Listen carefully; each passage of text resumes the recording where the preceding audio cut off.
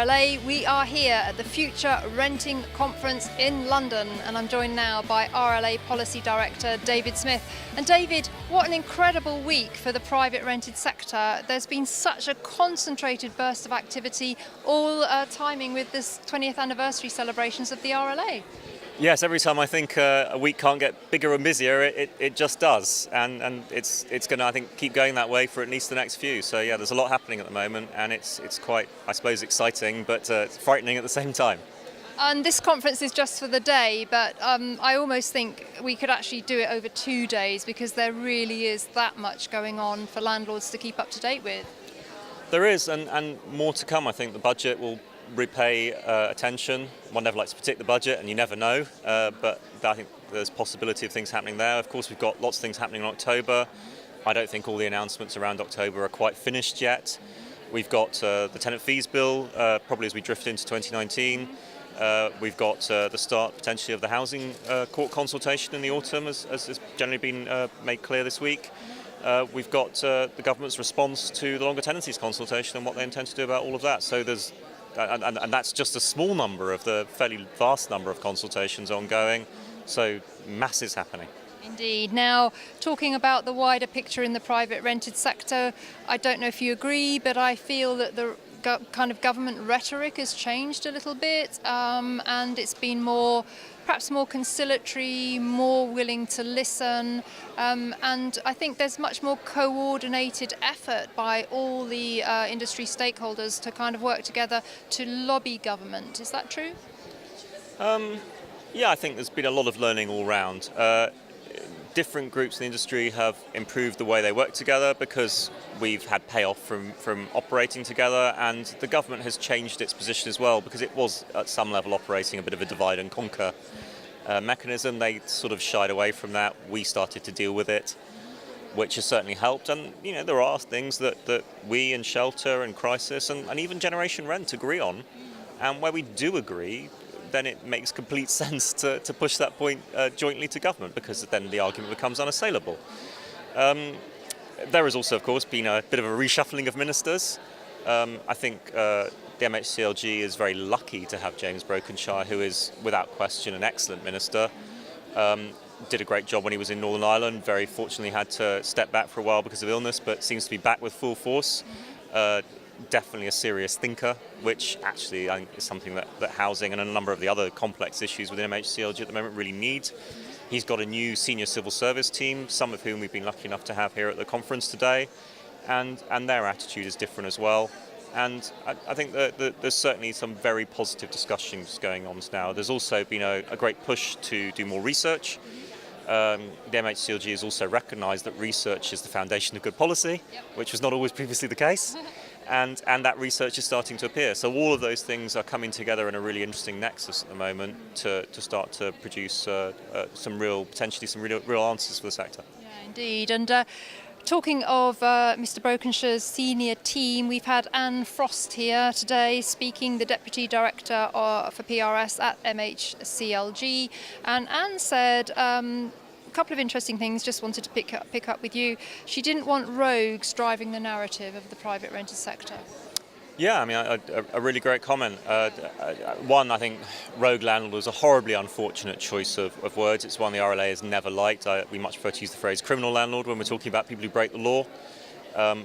Roguishness has a sort of aura of Pirates of the Caribbean, amusing sort of sexiness about it, and there's nothing funny or sexy about it. These are criminals, and they are dangerous criminals who destroy people's lives. But they are a very small minority of the sector, and they're not represented in this room. And they are not represented as a whole. And the problem is, of course, they make much better press stories, and unfortunately that means that sometimes they make better stories for government ministers, particularly when they want to do something that the sector's not going to like.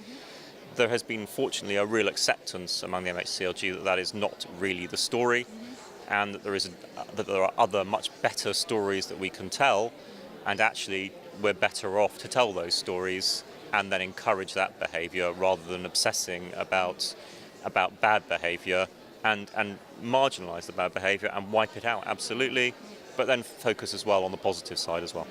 Indeed. And Anne also announced today actually a bit of a coup for the RLA, in my opinion.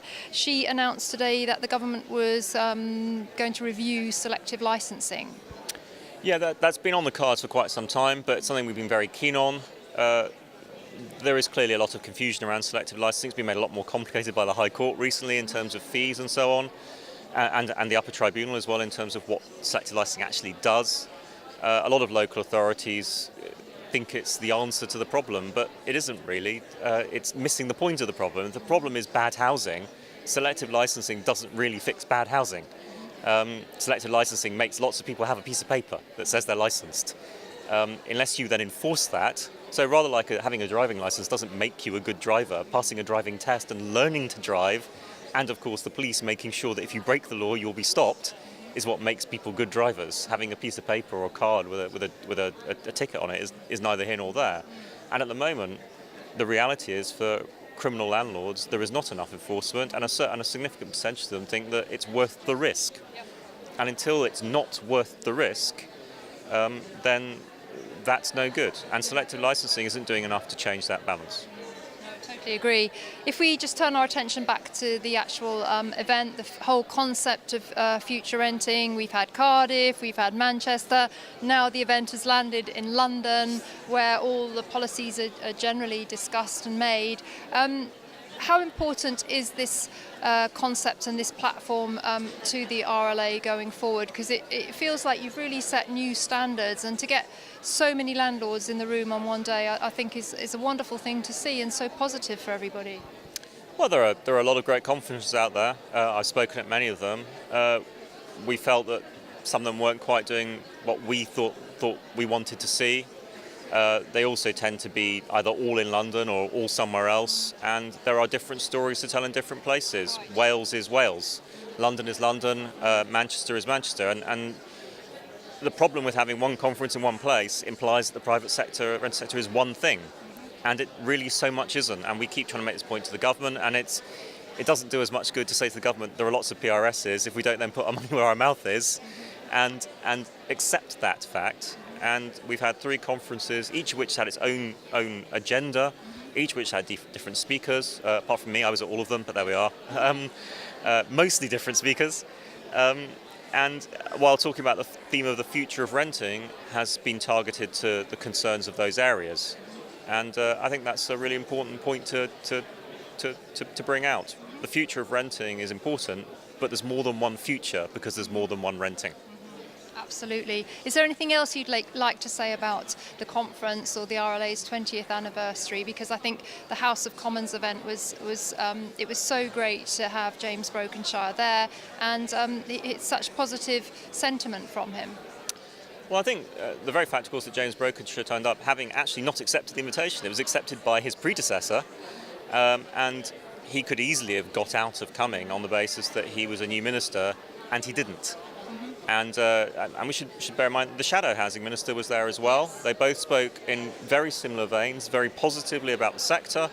And I think that says a lot about where the sector is going, where the responsible sector is going, and the fact that both major parties do consider the responsible sector to matter.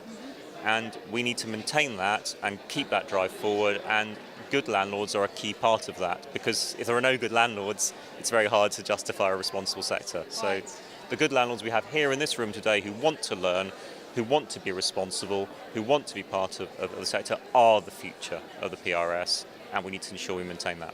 I love that sentiment. Fantastic.